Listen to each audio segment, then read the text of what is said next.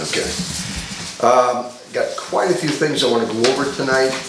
I don't want to get into too much because I need Joe here with his computer so we can go through some stuff. But I think we're going to have a full year this year. I don't think we're going to see a lot of new big stuff come in because we've already seen that last year. But I think we will see some pretty different things come in. I'm hoping that a lot of that will be for grants, but I don't know with the way things are going. I did talk to Joe Buckley about some of the issues, and he's got a lot of big stuff coming in. He's sending me some new reports. And I thought that Ron Santangelo, the town administrator, would be here right now. He may be coming.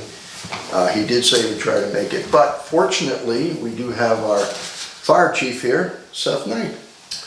So I'm gonna we got the minutes. There's only 3 of us here. Was everybody there at the past minutes, Mike? In the 2 meetings in the spring, the Yeah. last 2?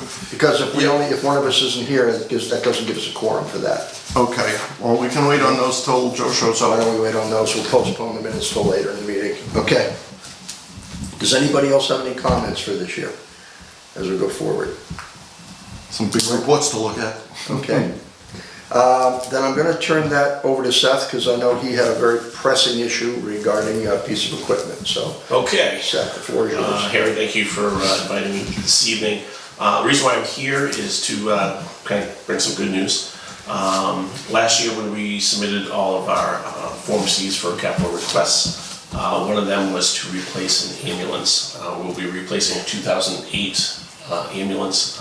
We have 3 currently in stock. And we try to rotate them, as every 5 years we try to rotate them and drop them off. Not that you may be aware or may not be aware, we entered into a municipal agreement with the town of Ocam 18 months ago to take over ambulance service completely. Ocam pays us an annual assessment, and then we bill all patients and collect it normally the revenue. We house 2 ambulances here at our station, and we house 1 ambulance in the Ocam station. We hired all the existing EMTs that Ocam still had remaining, and they became Rutland employees. So we operate out of both stations for that. Because we had that agreement in hand, we were able to apply for a grant through FEMA, the Assistance to Firefighter Grant process. And we utilized and leveraged that agreement as far as mutual aid or regionalization aspect, that in order to achieve the goal of providing quality care to a larger group area. And out of 38,000 fire departments nationwide, we are one of 300 that received a federal grant for $300,000 to replace an ambulance. The caveat here is that the town must match 5%.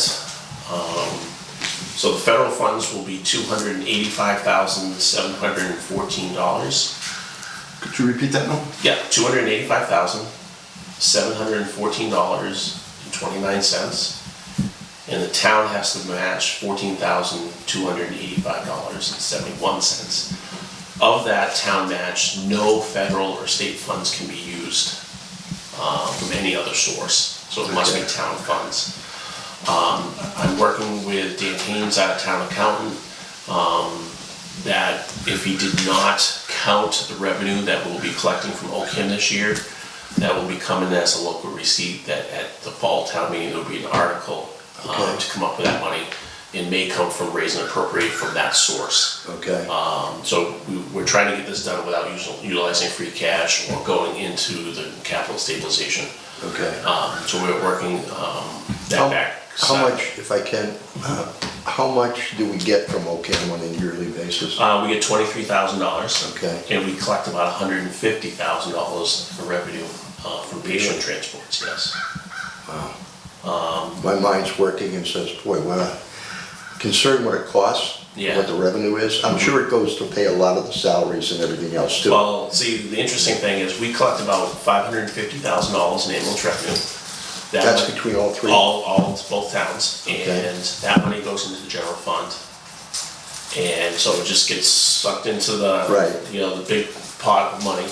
The fire department budget's $1.1 million. The EMT budget? The entire fire and ambulance budget, Okay, 1.3, 1.1. 1.1 budget, Yeah. okay. Yeah, so just about half is offset by revenue generated. Wow. So, which is very good. So, One question, the 14,000, that's Rutland only. OCAM has their own fee they have to pay in also, yes, right? Yes. yes, yeah. Okay. Yep. Again, this is our asset. This will Yeah. be, this ambulance will be housed here. Okay. Our oldest one from our fleet here will move over there. And that one will be, That one is actually owned by the town of Ocam. oh, it is? Yes. So we didn't buy that one? We did not buy that one. No, How old is that one? it's a 2008. The one, Okay. yeah, the So one that- that, then the one that will be replaced is also an 08? no, it's a 2000, we're not replacing it, it's just being moved. Okay, Yeah, it's a okay, gotcha. 2013. Okay. Yeah. So it'll be 3 ambulances? Yes, we have 3 now. We operate out of 3 ambulances now. Yep. Who's responsible for the care of that one that OCAM owns? We are. Oh, we are. We take full responsibility. But did they not want to sell it to us? Did they not want to? It was never, all the assets were given to us. Okay, We just never transferred title or ownership of it because it was just, it was, so at some point you're gonna get rid of it? we're gonna get rid of it. So it was, Okay. we insure it, we maintain it, we supply and stock it. Okay, Yeah. Currently, they have a 1997 ambulance over there that they use as a rescue truck. They're gonna get rid of that, and this one is going to take place of that, so. Okay. Yeah. you say a rescue truck, that's for, in other words, going out on car accidents? Car accidents, Things you like know, that. ice rescue stuff, water rescue stuff. Okay. Yeah. Toolbox on wheels. Okay.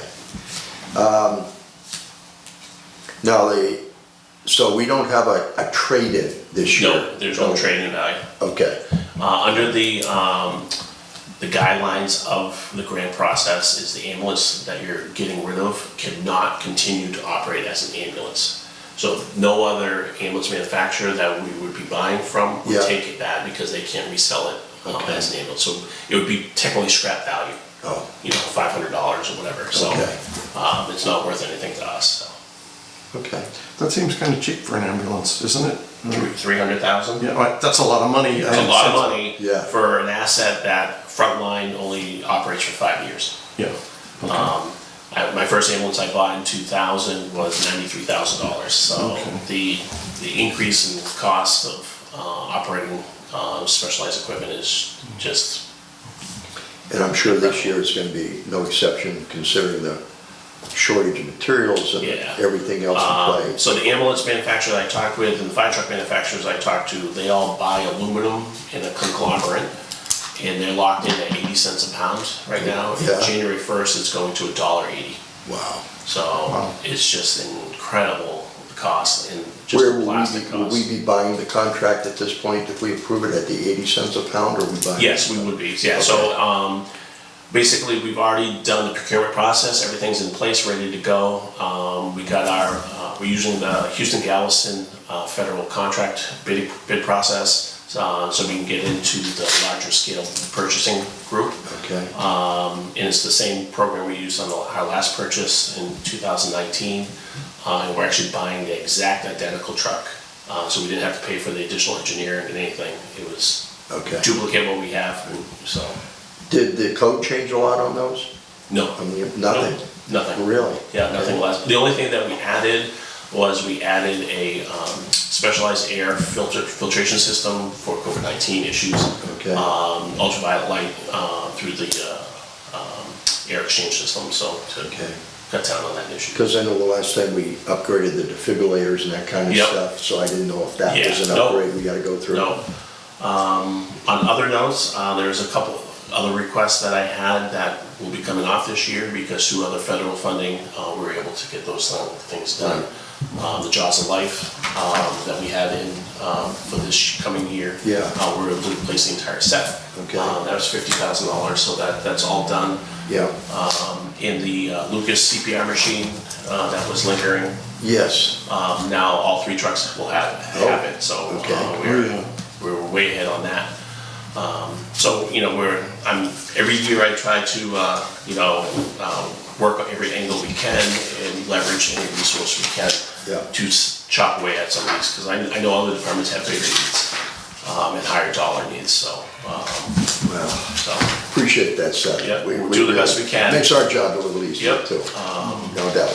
so just so you know, I will be going with an article to the fall town meeting for the $14,000. And I'm sure you'll get asked at the meeting if the Right. capital planning supports the project. So that's the only reason why I'm here this evening, just to give you that. Okay. And we'll update all our forms in our current inventory. We'll be sending those out in about 2 weeks. Okay, 2 weeks we'll be sending those out. all right, that's all I got for you. Oh, okay, very good. Any questions for Seth? I know I kind of took the floor here for a minute, ask him any other Pretty questions. straightforward. Okay. Yeah. All right, I meet with the Board of Selectmen at their next meeting to go over, get their approval and their blessing on the whole project, so Okay. we'll be moving forward. So we're looking at 23 for this. So it would be about 13 to 14 month build time, so we wouldn't see until probably this time or late fall next year. From the point you officially sign the contract? Correct, yep, Okay. yep, so. What budget year do we put the money in? Is that come when we get it delivered or sooner? No, that will So be, if it will go into a special article, and an article will carry over to another fiscal year if it had to, Yeah. yeah, so. yeah. So we're looking at, this would be 2022, so we're looking at next year. 23. Yeah. 23 for, Yeah, the replacement was scheduled for 23, Okay. so as a debt exclusion, so. can I just delve in a little bit while I have you here to the Sure. fire truck? I was Yeah. looking at that, you had put through a memo to me about we might be needing one, and you're looking at purchasing another ladder truck. Well, I've had a ladder truck on the capital plan for several years. I know you have, but that was kind of out when we were looking at it. Right, It yep. was way out. Basically, what we're seeing now, the truck is 21 years old, 22 years old. The life expectancy is 25 on these type of vehicles. The maintenance costs and the corrosion and repairs that we're having to do are very, very costly each year. So we need to start looking at, you know, preparing the town, and, you know, the select board and finance committee that this is a very costly Yeah. item. You know, so it's something. I mean, that- you don't have to get into too much of it. Yeah. But I did notice that was on there, and I didn't know if your time frame had been moved up a little bit because of the federal grants and everything else that's going on. Every year we've applied, for the prior 2 years, we've applied for the federal grant to replace the ladder. And then talking with the regional coordinator that handles the grant process, we explained the situation, we let him read our narrative and you know, what's going on. And he basically said that the truck's not old enough. And so that's why this year we shifted gears towards the ambulance, and that's Okay. why, you know. Got it. Okay. So, you know, we're not driving a 35-year-old, you know, unsafe, you know, non-regulated, you know, so it's just something in the next 2 to 3 years, we really need to, you know, obviously the town's never gonna be able to have free cash to buy something like this. This would have to be a capital outlay Right. type of, you know, vote, you know, bonded for 10 years, so. Yeah. Has 21 years now, we've had it.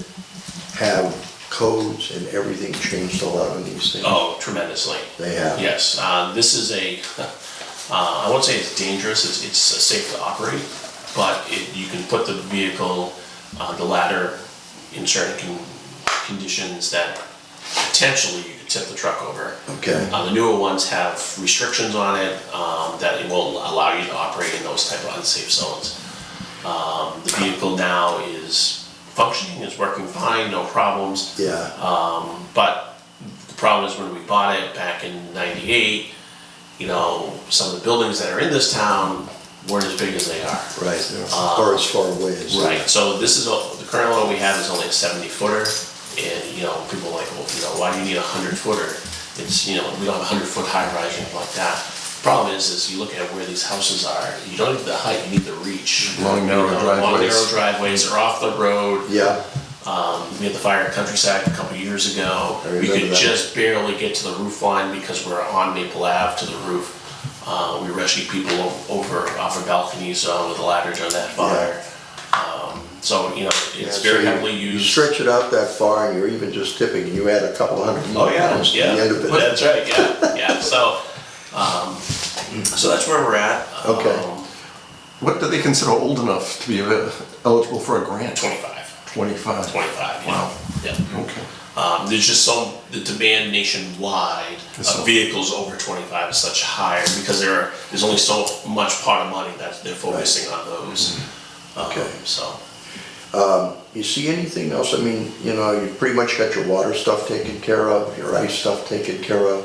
we're really, I would say in the last 11 years since I've been here, we've really come a long way. Yeah. A lot of some of the pieces of equipment, we've been able to find alternate sources of funding to get. So we're really getting to a good spot that, you know, will be, until I retire, I think we'll be good. So, Okay, so let me ask you this question, and I know it might be a little bit of subjective considering I'm pitting you against other fire departments, but how do you feel in this state we compare for a town our size to be able to take care of our citizens to some other? as far as equipment goes, we are average or above average. Okay, Yeah. we're not top shelf yet. No, we're not top shelf. No, and I don't expect to ever get there.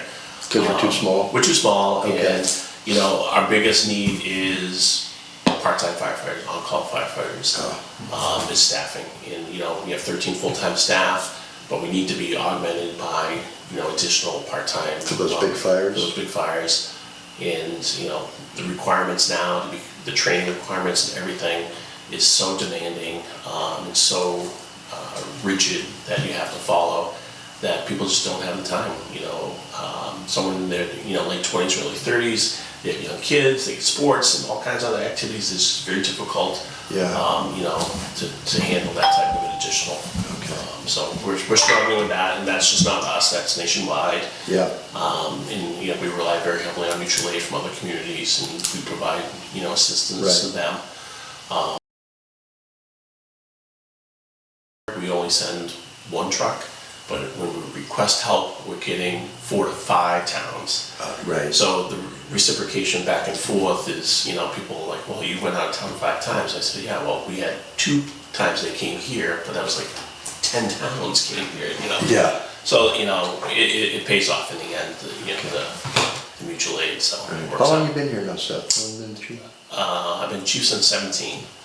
I've been here since 2010. I was on this committee, okay. Yeah, I was acting chief for several years prior, so, Yeah. but, Thanks, chief. I appreciate it. Appreciate your time. Thank you. Thank you.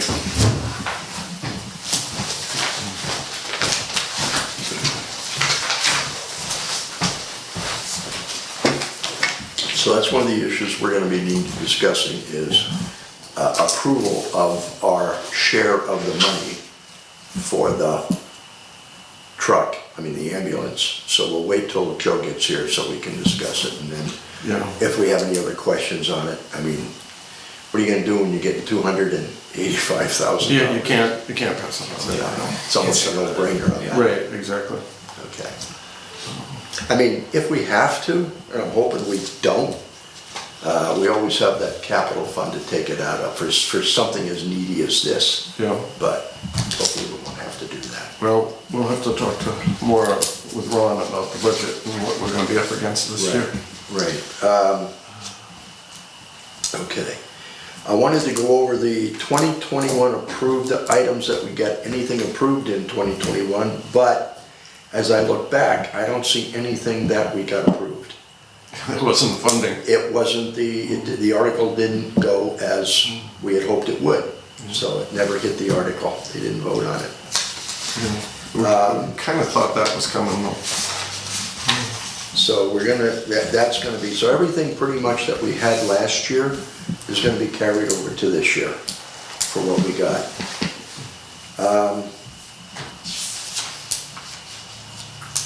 I talked to, one of the issues I was concerned with was the library, because that was on the warrant article. So I called Joe and asked him if he was aware if the heating system at the library, which had gone, and they couldn't get parts, they couldn't do things with it, if it had been fixed, and he said it had. It was the heating unit on the main unit, the floor. So he had that, but that was on there for a request, but he got that taken care of under the CARES Act. Right, because So that was we can take that off our agenda. a vaccination center, right? Right, Yeah. right, so that I can got take them care for of that. that.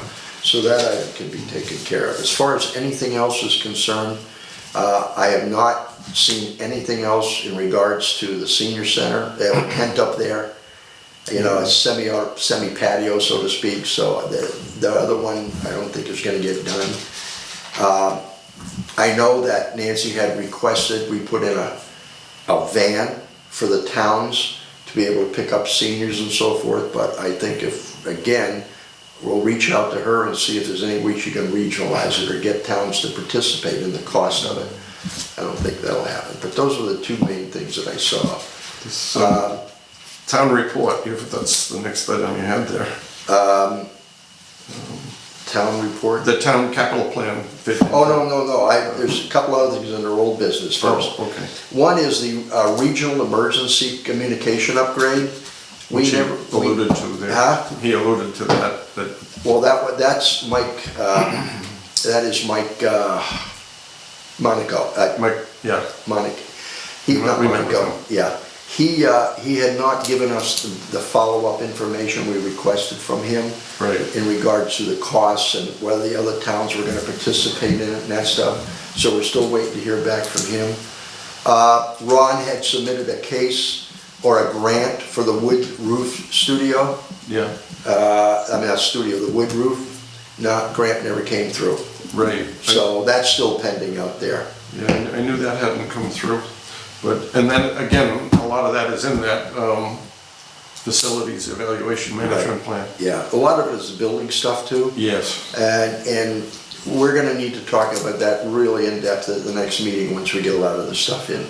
I know Ron had talked to me about working it into our capital plan.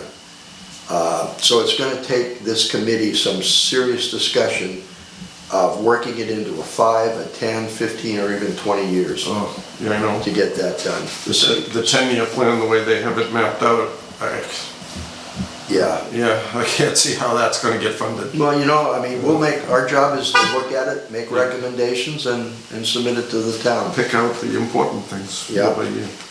So, and that's where, we get down to the capital plan fit into the CIPC planning. That's probably gonna be the biggest project. Hi, Ron. How you doing? So many How you times been? a party here. What's that? Yeah. That's probably gonna be the biggest project I've seen in my time here on this committee, talking about the capital plan. The big one. Working it into the CIPC plan. Ron, thank you for coming. Ron Oh, you're welcome. Santangelo, our town administrator. Well, thank you for having me. I will say, this is the first time we've ever had this taped. So, Have you had it taped? yeah, never had it taped. Well, that's good that you did, because Never had it taped live, Right. although they were recorded Well, when we did video. the online meetings. Right. Oh, here it comes. Hey, Joe, too. And Joe. Hey, Joe, how are you? and Joe. How's everyone? That's good. So we did have Seth show up initially to talk about the fire truck. Yeah. And we can go over that with you. And then Ron wanted to stop by and just talk about the capital plan a little bit, so. Just let me tell you, there's gonna be one other issue coming before you is the, Karina at the Recreation Department had problems with septic issues with the pool area, and the septic was coming back up to the toilets and stuff, and she first had a plumber come out 2 different times thinking that somebody's bad stuff down the toilets, and that was causing the issue. Come to find out that that wasn't a solution, there was a problem underneath. So Joe came out a couple of times and did the, what they call it, CCTV, the wire, he Right. ran it through. Yep. And the first time he found nothing, he said, Koreans are stuffing stuff down the toilets. And Korean said, no, they're not. And Joe ended up going out a second time and doing it, and still didn't find a problem. Yet the sewer kept backing up. So eventually, it was a big dispute between Korean and Joe as to where the problem was. Joe finally went on the third time, and sure enough, there's a problem underneath the pool house. And I don't know if it's sinking or whatever's happening, but there's problems with the piping underneath the building, which is gonna result in Joe going to town meeting for free cash to try to fix the problem, because it's not something that can be handled within the recreation revolving fund. It's that significant. So Joe is thinking that, even though he doesn't want to, he's gonna allocate some of his workers during the winter, before snow or when there's no snow, dig it out during the winter and fix the piping. And I think there's about a $24,000 cost involved, even with Joe doing all the work. But Joe's gonna have to come to you to talk to you about that project, because we gotta get that done. Because the expectation is, and we're hoping we have some decent free cash. We don't know, but the accountant has said to us that he believes we're gonna have some free cash. And if we do, that's one of the things that we are gonna have to deal with, because we obviously can't have septic coming up to the pool area. It's a health issue and all kinds of issues. So I wanted to get that out of the way before I talk to you the bigger picture. Okay, so 24,000? Yeah, approximately 24,000. So, you know, Harry and I called Harry for a couple of reasons. As you remember, I don't know, last year or sometime during the year, I provided you guys a 5-year capital report and gave you books and stuff, and I hope you've found those to be very useful. That's good. So anyway, there's some updating required to that. And I also sent you a link to a facility management plan. I think I sent you the wires for facility management plan. The facility management looks at, you know, we had a company come in, we had them look at all the buildings and determine what the needs are over the next actually 10 years on that, right? So the next step, truthfully, is to take that plan and incorporate it into the 5-year capital plan, right? So at the end of every, like, you know, let's say public safety building, or public safety department for capital, at the end of that should say facilities management plan, and you should have your facilities in there into your 5-year plan for each year. Does that make sense? So you're setting a new category at the end of the plan and incorporating your facility management into it, okay? That's only step one, because we didn't have the big plan first. But step two is I called the school system. I developed a list of businesses, and maybe some of you have got my emails, but Harry did, I know. I'm trying to reach out to the business community. So in doing that, I was calling up, getting emails of different businesses, and I happened to call this guy Mark, and he just started shooting off. He's not a business anymore, but he's now the facilities manager of the school system, okay? So Mark is the guy that takes care of all the buildings for the school district. So I spent the next half hour listening to Mark tell me about how bad the parking lots are in Aquag and the middle school, and they are terrible, and you know, people can get hurt, and then he went on about how the town has to maintain them and all this stuff. Which made me now look at the lease to find out who He's the facilities management plan for the entire Wachusett the district? entire Wachusett district. Yeah. Okay. So now I gotta go, okay, who's responsible for the parking lot? How does it all work? So it made me look at the lease agreement. Anything over $35,000 for a capital expense within the school system in our town for our buildings is the responsibility of the town, okay? But they're required to get quotes. So if they want the parking lot, they gotta determine it, you know, be in their capital plan, they gotta go out and get quotes, and they have to present those quotes to us. It's not me that goes and get the quotes, which is what he wanted me to do on my phone call. So after looking up, I called Daryl up and said, Daryl, I don't even know if this is your priority, but I got, you know, this whole discussion with your facilities guy. I don't know if this is your priority item, but if it is, you need to get them to develop some quotes and present it to the town, and we can consider it, but your job is to develop what the costs are gonna be. So Daryl said, fine, and stuff. I said, you know, Daryl, when we talked about capital, he says, well, you know, we're working on a capital plan. We have a 5-year capital plan. We got a meeting next week or whatever. We're gonna be talking about the 5-year capital plan. I said, well, Daryl, I don't think that the town even has your capital plan. He said, well, we're putting the final stages on ours, and we're developing it. We're gonna have 2 more subcommittee meetings of the school committee, and then we're gonna give it to you. And I said, well, when can you present it to us? And the answer is in November. So me and Harry, I called Harry up and we were talking about it, and Harry said, Harry, do you have any copy of the school plan? Harry said, no, we've never really gotten one. So sometime in November, I'm expecting Dan Deedy and Mark to present you guys with the 5-year capital plan of the school system, which also needs to be incorporated into our 5-year plan. So there should be, you know, a school system section with a 5-year capital plan of the school system in your books as well, right? That's the third component of it, but we're not done. I'm also working with Joe Buckley, like we did the facilities management plan. We're going out and doing what's called a pavement management study. And what that does is it looks like our roads and sidewalks for for 5 years, and develops, I think it's a 10-year plan actually, develops what the capital needs of our infrastructure when we're talking about roads and stuff is, right? And when we get that plan, guess what? That now has to go into our capital plan as well, because when you look at what you want to propose to the town meeting or to go to the next step, you have to have all of that stuff to figure out what your priorities are, right?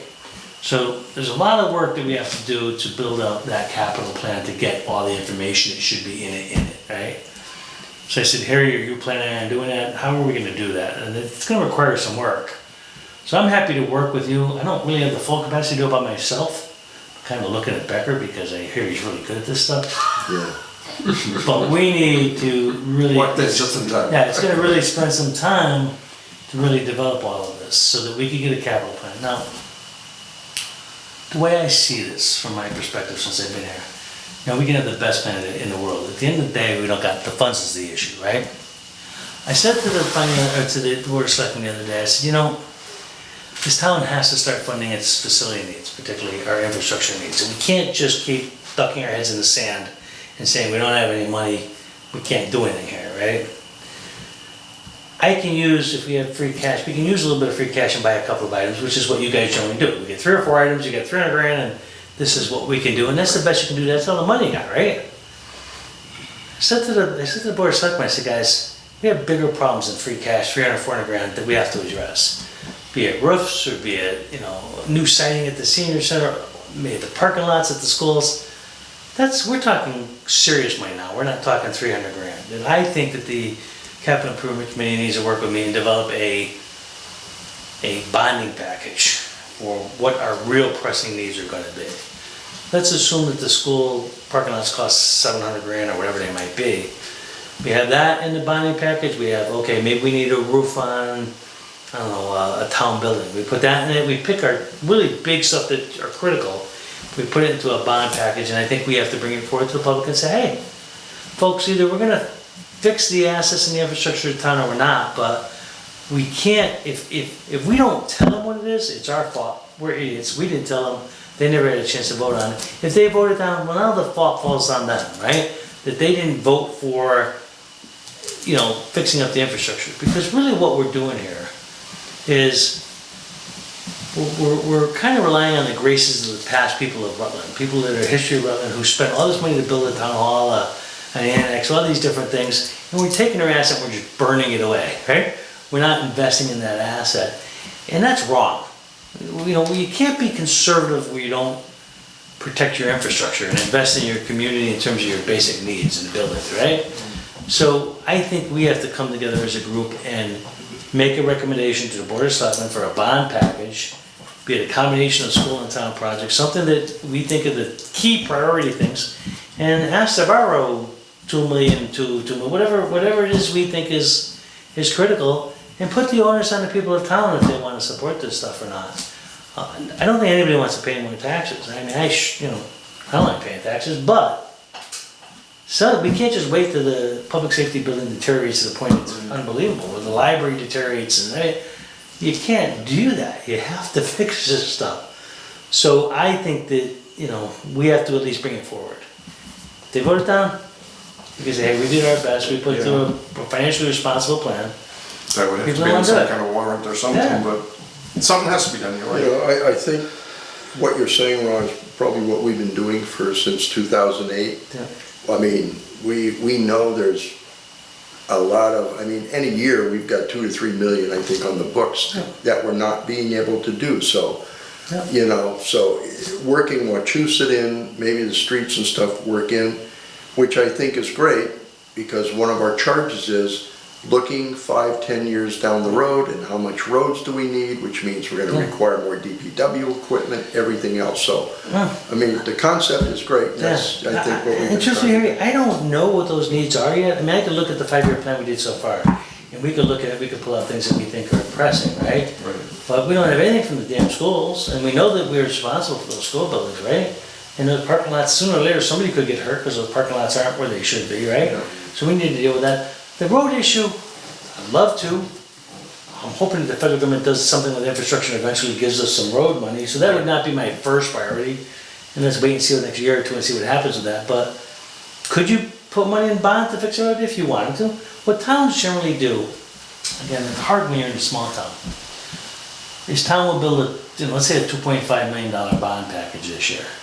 And they'll try to pay it off, let's say at the end of 8 years. And that bond package, in terms of the tax payment, is still there. Then they do another bond package for 2.8, and they just keep rolling that over so that the taxes don't go up on people. They stay pretty level because you're paying off and doing a bond package over whatever period of time it is, be it 8 years or something. That's the way you consistently do it, so people don't get big jump in their taxes all the time. Right. So that's how you do it. Now, what would be the cost? You'd have to do an override. I don't know what the cost of a $2.5 million override would be. Maybe it's $400, I don't know. But once you put that override in for the first year, and you figure out what, we would work with Rebecca to find out what the costs are of bonding that money and stuff, and the term, and then we would kind of play it into a consistent borrowing package. To That that makes point, sense. when is the next excluded portion of our debt Fall off. supposed to be rolled out? So, you mean fall off the debt Fall off, service, yeah. right? So, I don't know off the top of my head, but I don't think you guys got it. I'll have to get it. When I presented the budget this year to the select board and the finance committee, I had the debt service schedule in it. So I can email out to you guys, because I have that there, and you can look at the payment structure over, I think it's like next 15 years of the debt service. Because I know it's seem to not- remember we have some I think it's like excluded debt falling off in like 2023 or 4. Yeah, it's like 5 years out, I think, but I don't remember off the top of my head, so I gotta look, Joe. You have some graphs on that, so if Yeah, we. But that's the So same that's issue, you what- could use, if you had, let's say you Well, had $300,000 in payments falling off, you could use that in your next Exactly, contract. and to your point, it's that same, it's the shock factor. Yeah. So, no matter what you do, it's difficult to pass an override. Right. But if you can communicate the fact that, yeah, we're looking to pass an override, but it's, we got debt that's falling off, that's overrided. And this is kinda gonna wash that Then you out look at at the the difference. deepest level. If people understand that, the key is getting them to understand that, because that's very So- difficult in and of itself. But- So I 100% agree with you, that's why I mean, but the same concept of, rolling Yeah. over from every 8 years or whatever it might Right. be. Part of what we have to do is we have to convince the leaders of the town that what we're doing financially makes sense, because To get it very all down. difficult to pass an override if your board of selectmen and the finance committee doesn't support it as well. So, not only do we have to develop the package, it's up to us to sell that package to town leaders, because I don't give a being taped, I don't care how good of a package we put together, if we don't sell it to town leaders and they don't support it, we can't pass it to the public. So that's the This is concept. gonna be a massive project for us to put together. That's why I'm here tonight, and I'm happy to work with you. I don't have the full capacity to do it. See, And I can work with originally, you. I guess I'm struggling a little bit because I don't know, I think some of this falls outside of this immediate committee, and here's my concern. I mean, we've got the facility study, which is a great study. We've got, and that kind of encompasses some of the concerns that various department heads have brought to us over the Yep. years, where we need this building, repairs to this building, whatever. Bring into the mix the school issues, bring into the mix the infrastructure, road work, whatever it might be. To bring that to a point where you've got an agreed upon priority list out of all of this, because you're not gonna do it all. You're gonna do some You're gonna pick and small choose, right? percentage of it. And to get it to a point where that priority is agreed upon across all the different departments to some extent, that's the challenge, and I think that goes beyond this committee, and And that's that goes, why. well, it does to this effect. Well, I mean, You're correct, we gotta bring in the department heads to this committee. Oh, And absolutely. have those discussions. Yes, yeah, because, over the years, we've gotten multiple building requests or renovation requests, and this committee has basically sat on them because we haven't been in a position to prioritize which one is more important over the other. Yep. That's where the rub is, and that's where the challenge is So- to get a group together that can agree upon that priority and focus on that priority. So here's what I would say to you, that's why I need to be part of that decision-making process. Oh, absolutely. Because what would happen is we would look at them and have the discussion among ourselves, the department heads would be including that discussions, and then us as a group would sit there and go, okay, what are we gonna do? And I would make that decision with you, because I do have the ability to make a decision of what projects go forward with you to the department heads. So you're absolutely correct, we have to invite the department heads, and then we have to listen to what they said, each project, and then make a decision as to what we think is the most important.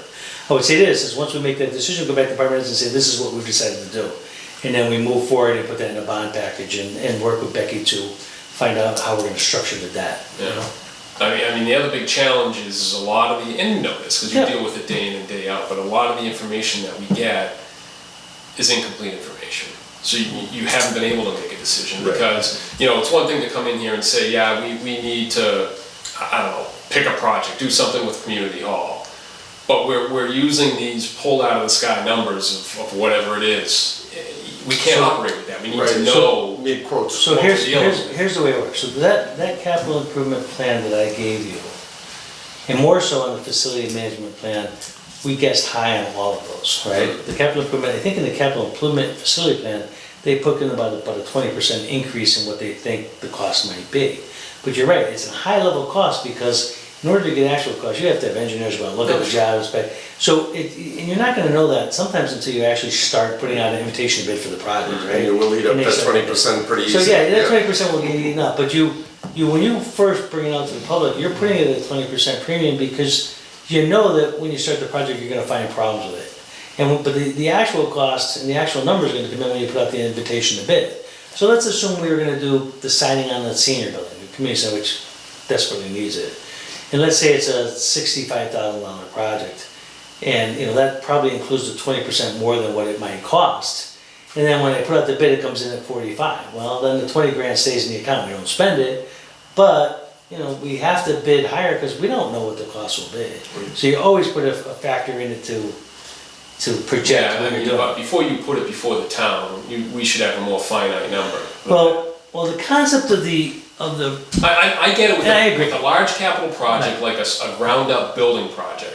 Fully agree with you, you need that engineering study, you need to go through those steps. However, if you're talking a project like siding a building, Yeah. there's no reason on earth we can't get bids to bring a finite number to the Right. town. well, it's not, Yes, it's yes. just, yes, it's not quite as easy as you said. Why? Because whenever you do a project like that, you want to get, okay, so we give the high level plan, the facility management plan, they said we expect it to be about 65. Companies don't generally come out a lot and give you quotes, because eventually that project has to be put out for invitation to bid. So they have to actually bid on that project at some time. So they're very reluctant to do the quotes. But why aren't 'cause we they- bidding that before we put it on a warrant article? Right. That's You my don't, question. because you can't bid it out with the funding, you can't put out an invitation to bid without funding being available. You have to appropriate the money before you can actually put it out to bid. Has to be able to fund the bid. What is the limit on, You don't have to award a bid, No, you don't have to award a bid, right? but. So why but if can't you get a reasonable quote before you Well, put a warrant article You out there? can't, there's a limit on the expense, how expensive a project you can do with just quotes? I'm not sure what that limit is. well, you can get quotes, and what quotes, up to Yeah. $50,000, you can do Yeah. quotes. Anything over $50,000, you have to do a formal invitation to bid. But generally, you can't go out and say, company, we want you to bid on a project, but we haven't allocated any money for it, they're not gonna bid it. I mean, they wanna know that you have money to do the project before they, bid documents require a lot of work. So they're not gonna do it unless you have an appropriation of some type set aside for it. Right. All the work I ever did in Worcester, you had to have the money in place. Yeah, you can't just, yeah. Public bids.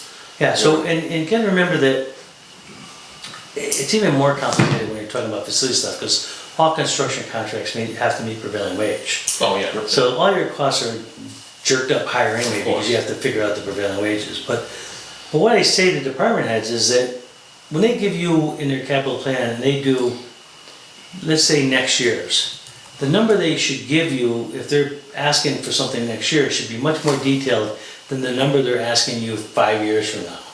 So the closer they are to the actual timing of the project, the more detailed their quote should be. But I think what Joe was saying was that even those, we don't get the information we need. There's pieces missing here, there's pieces, so we're always, so it's not something that is easy for us to recommend because Yeah. we're always tabling And here's, it. and I'll tell you, And that's the I'll other tell you the thing. secondary part of that problem is we have Joe Buckley, a DPW guy who's an engineer, and he knows about roads and infrastructure. But Joe's not a facilities management guy, he's not a building guy.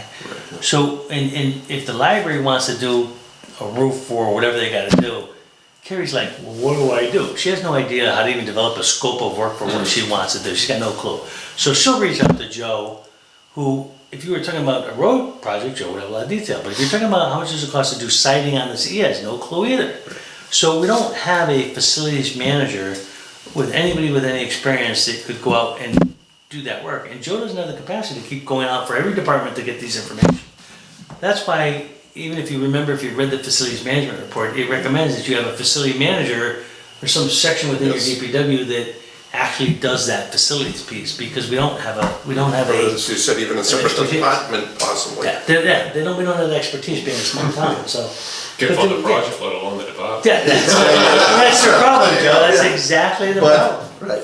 But that's what you should have, some facility Oh, you manager. should have a lot of things in a perfect. I know, that's why you don't get the information, but, you know, if you're seriously think you might fund something, that's when you gotta put pressure on department head and Joe to say, hey, can you give us a better number, this number seems light. If you think the number's off, then you say, okay, can you try to get us a little bit more information, can you try to get us some kind of, you know, quote from somebody? And we try. Couldn't the bond package that you put out include funding for professional services? Yeah, they can, when you put up OPEX, yes. It's Yes, the whole so- cost of the. There's your 20% right there. Well, it depends But, on the project. yeah. Some projects need professional engineering, some don't. Now, we do have engineers on hand for a variety of things, but we would have to pay a fee for that, but you're right. You need certain things, you need A engineers. lot of things, you know, putting a new roof on the Woods building, you might collect quotes for that. Yeah, you don't need an engineer for that. Right, but a lot of these projects, I looked through some of that report, and of course now you're talking about road projects and everything, and even though Joe Yeah. is very literate in a lot of that stuff. I worked with him for 25 years, I know Joe very well. He's a good resource for the town, but he doesn't do he can't do No, everything. he's not, that's to say, he's not a facilities manager, he doesn't know how to cost the buildings or ropes or anything. Yeah. He's, you know, an engineer is good, but Yeah. he's a specific type of engineer, so he only has those qualifications. That's why you need the professional services, and I know he's got some in his bag that he goes to on a regular Well, basis. we have engineers, we have guys who specialize in water, we got guys that specialize in sewer, we got guys that specialize in road work, so, you know, there's different companies that do different things in engineering. Anyway, this is kind of, this is a big discussion, so. Oh, it's a big discussion, and I'm trying to think of a starting point, because it sounds to me like we're approaching a good starting point, where we have at least a list of the information, a list of the issues in front of us that have to be prioritized in one way or another. Right. So it's a case of bringing the other two components, the school and the roads, combine it with the facility plan we already have, put it in one viewable view, and start chipping away at prioritizing what we're So focused on. Joe, I sent you that original in a PDF of the facilities management plan. That's what I have. I asked them to give it to me in a Word version or a document version so we can cut and paste that stuff into the report. So it's really, to put the facilities management plan in your 5-year capital plan is really a cut and paste job, most of it. Yeah. So you don't have to type everything in there. Oh, no, it's It is just a cut and paste case, job. you know, I kind of view almost like an Excel, where you're listing out the different items, Yeah. the associated costs, the heavy hitter, things that we're looking to tackle associated with each. And Yeah. viewing it that way, adding on notes, talking to our department heads and coming up with a priority that has some semblance of agreement.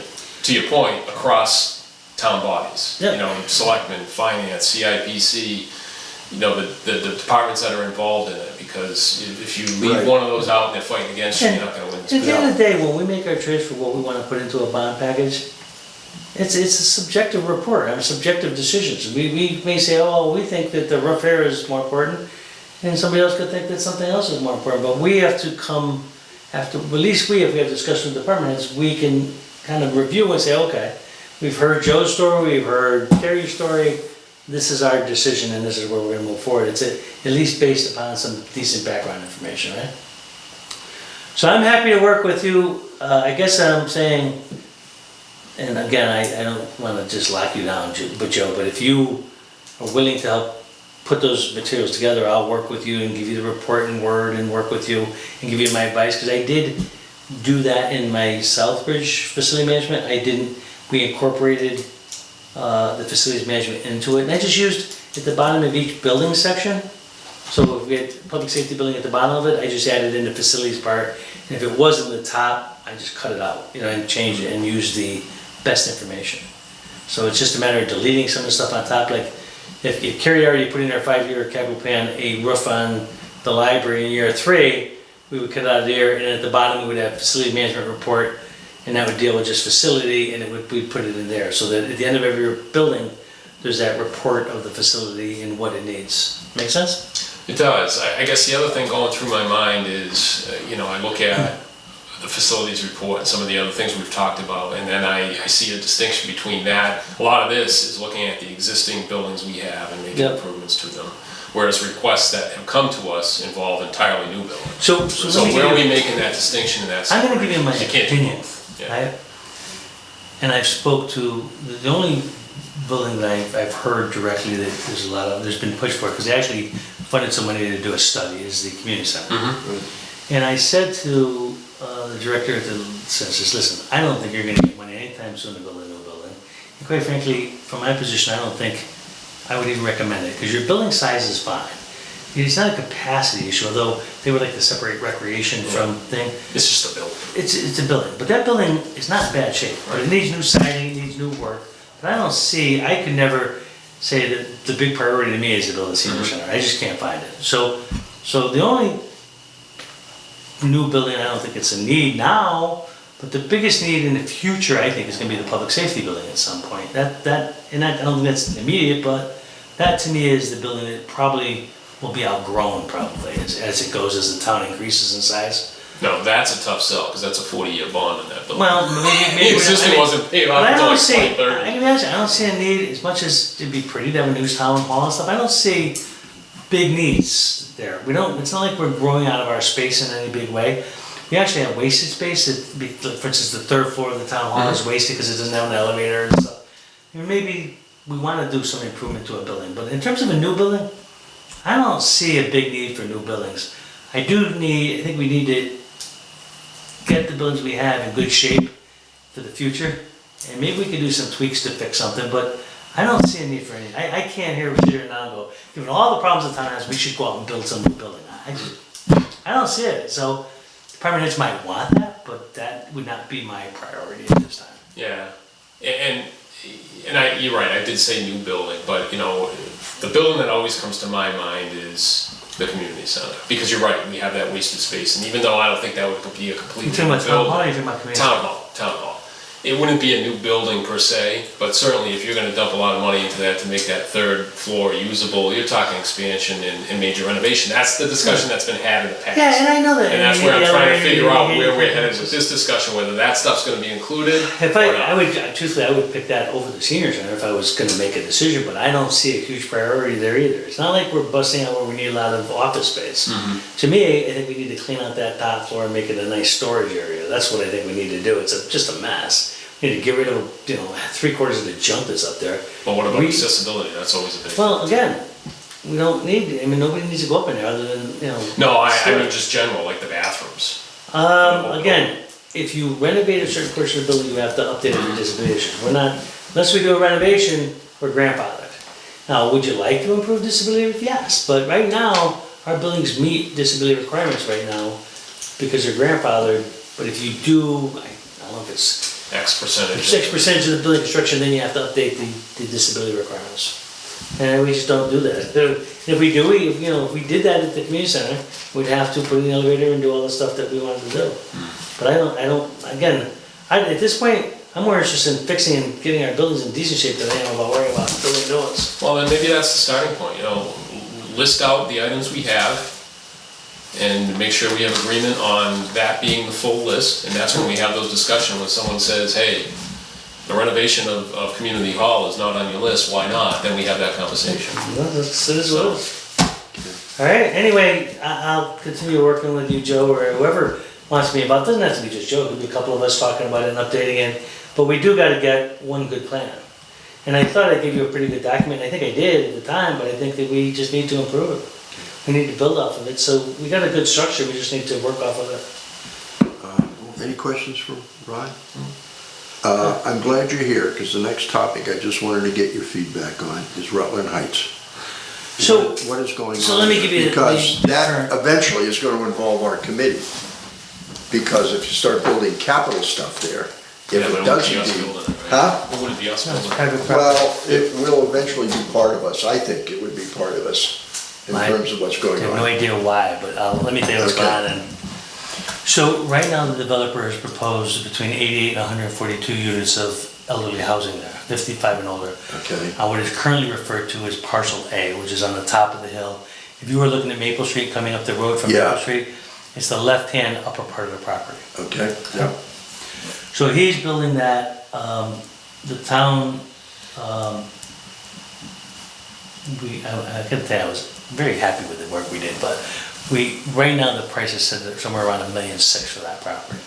We have a purchase sale agreement in place. okay, And the next step is to formally close on the property, okay? In order to close, there's some steps that have to be done. They did a conceptual high-level plan of the development, but as you go through all the different requirements, they have to do site inspections for like contamination. They've done that, and all the wells have came back good, so that's all good. They recently had a change in engineering companies. They weren't getting the kind of performance they wanted out of first engineering company, so they just changed it. We expected and hoped it very optimistically that the closing would happen sometime late November. Reality is now we're thinking if it happens, when it happens, it'll probably be more like February, because they have to do what's called a detailed design plan, which is the actual details of what they're building, and it has to be approved by the HPPD board, okay? So we're very happy with the progress of that plan. It's moving forward, it's gonna take time, and we knew we were very optimistic with the November date, so, and it could pass behind February, but we want it to close, because I want that $1.6 million, although we won't get it all because we have to pay off debt service to that, the existing debt. We have to pay a commission on that property. We're gonna have to set aside a little bit of money for road work up there. So, I don't know, let's just guess and say we had $1 million left. Then the town has to decide, okay, what do we do with $1 million? And I would suggest that if I was gonna use a portion of that, I would wanna use it for, not capital improvement equipment, but facilities management. I think our biggest, most important investment in capital improvement right now is facility management, right? So I would be proposing against, once we know what the number is, some section of that money go to fix buildings, right? That's what I would propose. Some may go into our I don't say enterprise account, our stabilization fund or something like that. But I think that's where we use a significant part of that money to use it to do some serious facility fixes. That's what I would say, other than doing a bond package, right? so the money will eventually, or the check will be written to the town of Rutland or Correct. to HPPD or? To the town. Okay, Yeah, the money is the town's money, it's not HBDB's money. Okay. Or the RDIC's money. Eventually, the town gets the money, but again, we gotta pay out debt service first and Yeah. stuff. We gotta, like I said, Mike had got a real estate first involved, so there's a commission for that. There's a road section that the developer and us have kind of agreed that we would split the cost to do a road that comes through the back of the project. So some portion of money will come out for that. And there's gonna be some money for legal fees, the legal cost of it. So Right, there's gonna be, like I say, if it's $1.6 million, we get $1 million at the end of the day, that may be okay. I'm just kind of guessing, but that's the which is cost. fine, but how many acres are they taking, you know? It's all a parcel A, and the reason it changed. The whole 85 acres? No, No. parcel. No. Oh, So originally the construction was gonna occur on A and C, because part of A, there was gonna be a solar project on that. okay, The solar project died, it went away. So now, instead of putting it on A and C, they moved it all to A. okay, So that's why C is still, in theory, gonna be part of town for some future project, all right? But I don't remember the number of acres for it, Okay. but it's parcel A and it's more up, because if you're on Maple Street and you're looking at the project, C is on bottom the, land, C is on the basically. right, B is on the left, and up from B on the top is A. That's the way I so can. the bottom land is not gonna be part of their, No, that's parcel B. okay, That's B. So there's A is up on the top, B is right on the roadway on the left side. yeah, and C On is the right by side is Bill's C. garage. Yeah, by the garage, right. Okay. So that's the dynamic of it. And again, we have to close before anything happens, but Right. for the first time, I feel really good that this is gonna move forward. And- So are these requirements we're making them jump through, are they state requirements? No, they're land use requirements. Okay, So well, that's what I mean, yeah, they're stuff like, normally you would go through a planning board, conservation commission.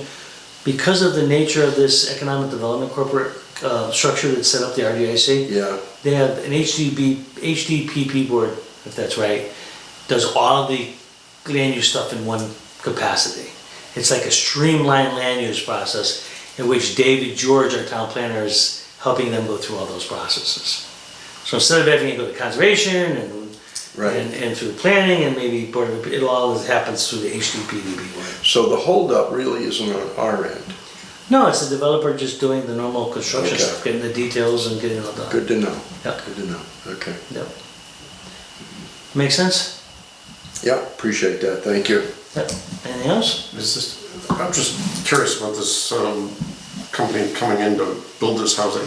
Are they the type of company that would expand and build like a nursing facility associated with it? I don't know the question about that. The Harbor Homes is seems to be, from all other reviews of it, looks to be a very viable, very strong company. They built significant housing complexes in Florida as well, and they built some stuff in our area as well. Mike Sullivan, the chairman of RDIC, has looked at the background of the company. He feels comfortable that we feel comfortable it's a good company. They've had to put up probably a couple of $100,000 in engineering work, plus we have about $100,000 in deposit. So they're putting up significant money. They're moving forward with it. They're hiring a top-notch engineering firm, so, I mean, we feel pretty good. I mean, no one blows away $300,000 without really wanting to move the project forward, so. Yeah. No, I know there had been discussion in the past from other places like Crystal House and stuff coming in, and that So never then- materialized. Yeah, so the concept in the original plan, of the hospital plan or whatever, was that B, someday might be used for municipal use, and that C was still available for economic development. Yep. So we'll see, but what that does, Harbor Home, I think, increases values of parcel C. Because if you're gonna build 55 and older complex, to your point, maybe now an urgent care, a medical office would go, okay, there's some customers nearby, maybe we could use parcel C to build, Right. some small medical thing, right? So I think that does increase the value of parcel C when we put that out for a request for proposals in the future. That makes sense. Yep. Okay. Great, thank you, Well, Ron. it's been a pleasure. Let me know how I can help you, and I really wish I could do it all for you, but I'm happy to work with you by any Now, we stretch. gotta figure out how to put this thing together. And I'm more than happy to work with you, meet with you once in a while, talk about this stuff and see how we can do it. Okay? Appreciate It's a lot of that. work, so, and frankly, we have to, not only do we have to do the work, we have to try to sell something to the town, which is always the hard part. This town's conservative, doesn't want to spend money. And I'm conservative too, but let me tell you the difference between conservative and responsible fiscal management is. Conservative, in my opinion, is being responsible, making sure you get the best you can out of every dollar you spend, and that it's done on useful, good things. Right? I look at that as conservative. I don't look at conservative as you don't spend a dollar on anything and just let your infrastructure deteriorate and say, well, we saved money, because 5 years from now or 10 years from now, instead of fixing a building, now you have to replace the building. It costs you 4 times what it would have cost you to fix it. That's not conservative. To me, that's fiscally irresponsible. So, I think we have to convince people in this town, being fiscally conservative is spending money on wise choices of infrastructure that allow you to save money over the long term. That make sense?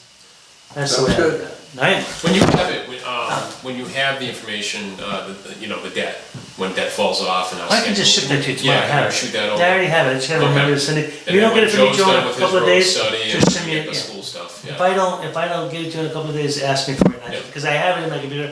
I just gotta remember tomorrow when I'm here, Monday, to ship it out to you. And what you'll get is my whole budget package I put together for Okay. last year, which was, in all my career, I've always put together balanced budgets when I present to the finance committees, right? The budget I gave the finance committee was unbalanced by like $1.3 million. Crazy, right? So let me explain to you why.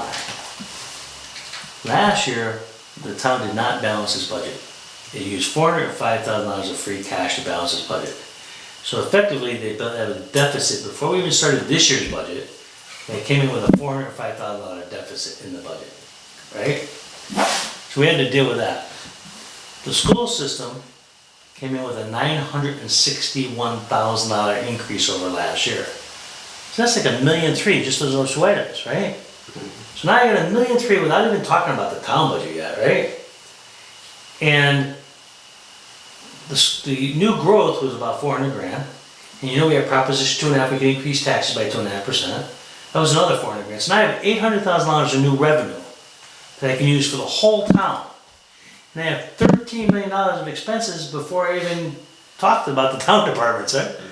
I have this huge deficit before I even start. And I'm like, and I'm a new manager, I'm like, okay, I'm not gonna go and decide to cut, every town department, because I'm told, well, in our budget, you have to bring forward the school number, right? So you have to bring forward the 961 grand that they said they wanted. So I presented a budget, I put some money in for town budget, I cut the shit out of town budget and kept it basically at last year's levels, but that's still, even keeping it like last year's levels, I was already $1.4 million out of balance, right? So I gave it to the finance committee, said, we got a shitload of cuts we're gonna have to make, but I'm new here, I'm not gonna just arbitrarily cut all these departments when I'm brand new. I don't know the needs of the community like you guys do, we're gonna do it together. So the finance board got that. Now what I ended up doing is doing a lot of things, working with other towns to try to put pressure on the school district to lower their budget. And at the end of the process, it went from 961,000 like 470 or something, right? So the school system cut like $500,000, but we started off with that 961 number, right? So the process, by beating up the school district and arguing with the school district, getting all the towns involved, we got that number down. But in the meantime, we're making cuts on the town side of budget to make the 961, right? Because we don't see the school numbers yet. So the process that's set up in this town, in my opinion, is ridiculous the way it's structured. School committee comes forward with their best, their highest request because they want to get as much as they can, right? Which is not surprising for a school committee. They know they're going to cut, but they want to get the most. So now the town, in order to meet that high number, has to cut town services to try to meet this high number. And it makes the process horrendous. It causes huge animosity between the town and the schools, because here, the town's focusing on what can I cut out of town services to give the schools what they want. So you can imagine how selectmen and finance board members feel in that process, because pissed off. I mean, it's like, wait a minute, we're gonna give the schools a 5% increase and I'm gonna cut all my town departments? But that's the way it's structured. It's a miserable process. It's terrible, the And if process. you can find a magic bullet to change it, Well, that's what I said. I said that to Dan Edy, the school business administrator. I said, this process is causing hatred between the town and the school district because of the process. We need to come up with another process. So I'm already working with town administrators in all the 5 towns, talking about what we can fund. My question this year is, the schools give me a $961,000 increase. I'm not sure, when I develop my budget and present to the finance committee, I'm not sure I'm gonna use that number. I'm gonna say, you know what, the most we're giving you is $450,000, I'm gonna put that number in the budget, and I'm gonna balance the budget and say, okay, folks, Tom, do you wanna get that money?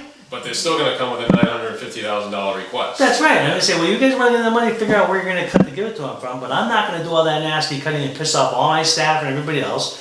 This is what we can afford to give you, this is what I'm proposing, and then if the town wants to vote for it, let them vote for, like, okay, we're gonna give that money and we're gonna have to make cuts, I don't know how else to do it, because the system is broken, and it doesn't work, so I've gotta figure out how I'm gonna do that, because I get finance committee, well, you should have presented a balanced budget.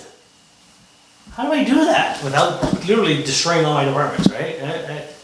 So the process, I've gotta look at a new way to do this year, because it's just insanity in terms of the financial structure between the schools of the town.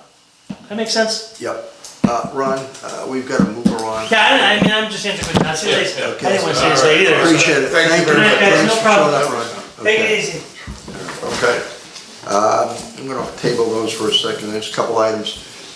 We did not vote for the positions for the committee because June we did not meet, July we did not meet, in August, so I would like to hear some recommendations from the floor, from the board, as to the committee, as to who would like to take on a certain position or keep everything the same for now. I'll make a motion that, to nominate Harry as chairman.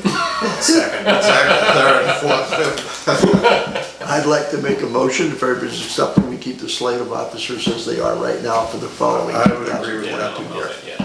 I'll support that. All, second, I'll second it. all in favor? Aye. Aye, so moved. Okay. The other thing, Joe, we touched on briefly, and we're about 5 minutes late, you know me, I like to 6:30 to 8, that's it, that's our committee time. we touched on 2021 requests and approved items, but we really didn't get anything approved in 2021. We got that I know, because they pulled the slate from the warrant. for Well- anything. Did you have something down there? Let me, I mean, some things got done. but I don't think what happened this year is any different than what's happened historically, where, I'm trying to go back to our report. I know I have it buried in here, so. I'm just concerned, is there something we should be really looking at again this year above everything else that we've done? That last year was such a priority and it didn't go through, we gotta push this year. I guess Well, that's what I'm thinking. all I'm saying is I'm thinking that even though it hasn't been appropriated yet, I could foresee some of that being appropriated at the special, which typically takes place in November. Because that's when free cash is certified. Right. You know, because at the May annual, there's typically not a lot of money to work with. Right, So anything that we recommended in April, even though it wasn't on the May warrant, I would anticipate at least some of it would appear on the November warrant. That would just be my thought, just Okay. historically, that's what they've done. good guess. But I guess if we're looking forward to next year, maybe we need to have a conversation of how we're gonna even do it. If we're gonna look at this big global picture that involves everything we just talked about, Right, are we even gonna go down that road this year, unless we have an urgent need for something, of looking at the small stuff? Or are we gonna try to get this bigger, more global picture put together? I don't know, that was my concern too. I mean, I look at it and say, I don't know how we can put this thing together within a year. It's just massive. To talk to other people, to bring everybody in, to have committees come in that will work with us and understand what's going on. I think it's massive. So I think we can get a start of talking about how we're gonna do it. But how we're gonna, the infrastructure of the unit, of the system itself, I don't know. And So, I'm just you're right. looking, Harry, out of the four things we recommended this Yeah. year, I think, didn't the ACO van, that went? The animal control van was in the budget, because that's a leased Yeah. vehicle, so that was Right, in and there. that's one spread went, across towns too. I wanna say the committed to that, DPW right. plows. Yes, they did go. That was the second of four. Okay.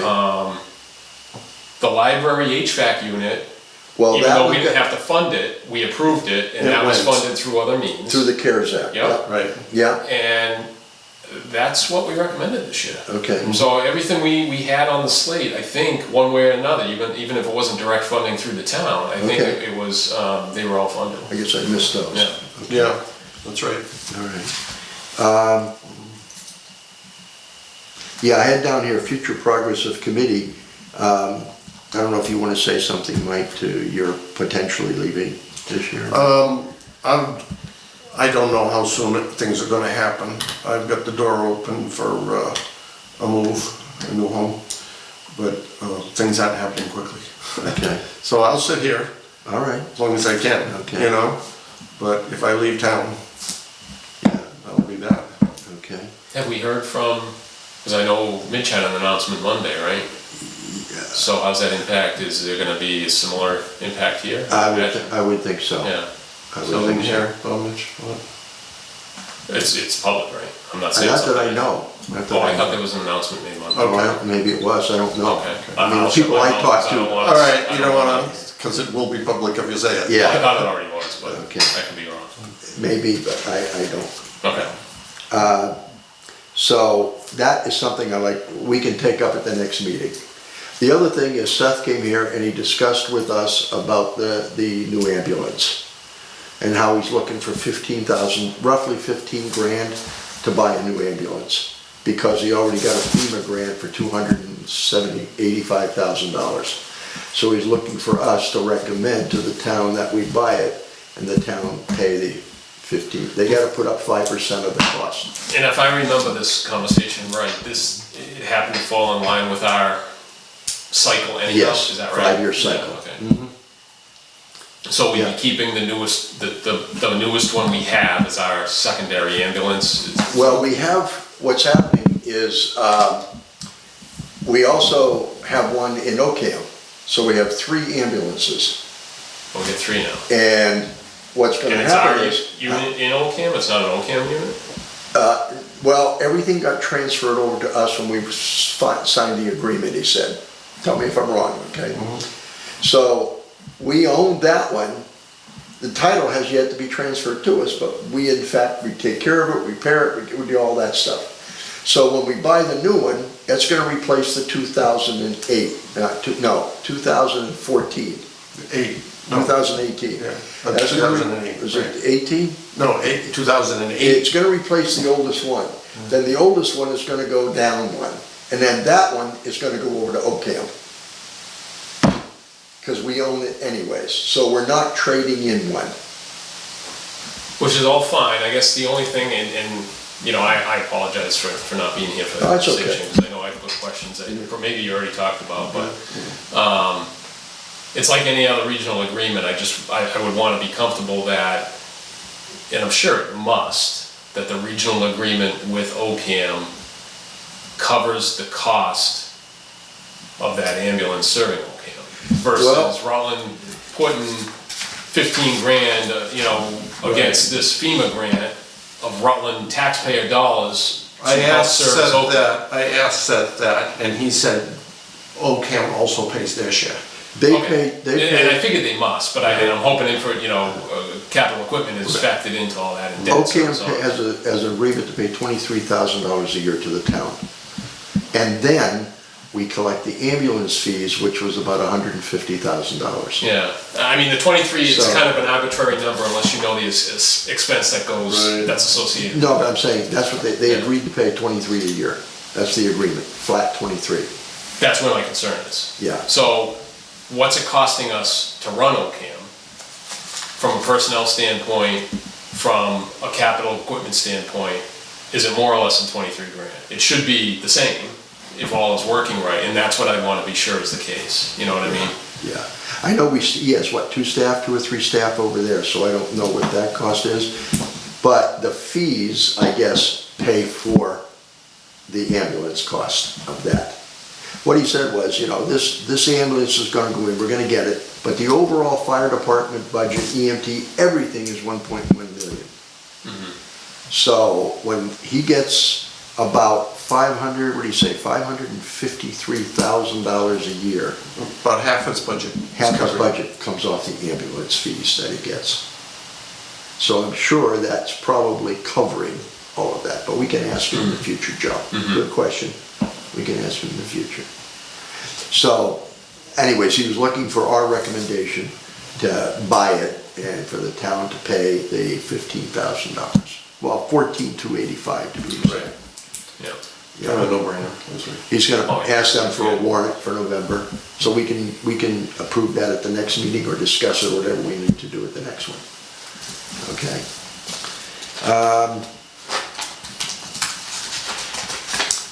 And let's see here. And he was just telling us that Jaws of Life, he got a grant for the Lucas CPR machines, the 3 per each ambulance, he got his grant for. So a lot of that stuff we can just, we take off our list. And you said he talked about the fire truck too? What's this? Briefly talked about the new ladder truck, because he's gonna seek a grant for that, but he can't do anything until it's been 25 years old. And what is that, a 90? 98. It's like 22 or It's a 23 now. 99, they got it in 98. Okay. Yeah, So it's 2 more years, really. so. And then he'll apply a grant. That doesn't mean he'll get the grant, but then he Right. can He can put start- legitimate submissions in. Right. Right, so that's it. And he said, and the problem is is that our ladder truck currently, because some of the new homes that are being built and where they are and the access to them, that when you have your truck mounted and you swing your ladder around trying to get people, it could tip the truck over. So he said the new ones compensate for that, you can only go so far, et cetera, et cetera. Plus they've changed a lot of codes on the thing over 25 years. So he's not pursuing any action on that? No, until no, at least the 2 I years. just came across a memo that he had said something about it, so I just briefly asked him about it, Okay. right, so. We're not, no, he wasn't talking Yeah, about it or looking at it. I was under the impression he thought they were gonna get a grant a year. Well, By they've been now, talking by about it now, for a while, right. Yeah, but apparently, it's still a couple of years out. Okay, I think that's where I'm gonna kinda set the end of it here. Is there anything else anybody wants to discuss for now? What about these Minutes. silly minutes left over? Oh, yeah. From our last two meetings? They were not very eventful meetings, but nonetheless, there are minutes involved. I don't know if you've got the email I I sent saw you. them. I always appreciate your read because you find the silly little typos and stuff that I somehow put in. And, you know, I'll get them to Damien and she'll post them. But, You know, I read them when I got them, Mike, I just don't have a copy with me now. Joe can find some typo errors, but everything looked good. the last meeting we had was, the only thing we had was about the roof on the wood building, Yeah, which is in this facilities report, and we couldn't really act on that without any quotes or anything. yeah. There were no quotes, there were no information, there was just sort of hearsay, 15 to repair and 40 to replace. And that was the only major item on there. The other thing I saw was in the May 6th one at the bottom, it said next meeting is scheduled for May 6th. But I think we didn't actually schedule the next meeting. Oh, no, it should have said next meeting to be announced. Yeah. Because we knew we were gonna take some time off over the summer. Right. I'll change that.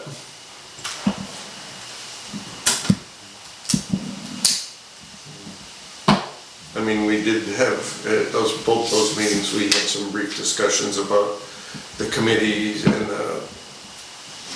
how we were gonna run things and what jobs we were gonna do, which we're just gonna keep things the same. I mean, that's what you guys wanted, so. So, but there's a chance Mitch may not be on this committee? Yeah. Okay. And that was the other thing about if anybody knows somebody that's interested in getting on the committee. Great committee to be on, not a lot of political stuff to deal with. You know, we just do our job and look out what's best for the town on this, and so if Sounds like the anybody's job's interested gonna on be a it, little more difficult I can with talk those to the things. video, if anybody's interested in sitting on the committee, to contact one of us. If you go onto the website, you'll see our names there. Talk to the town clerk and get our phone numbers.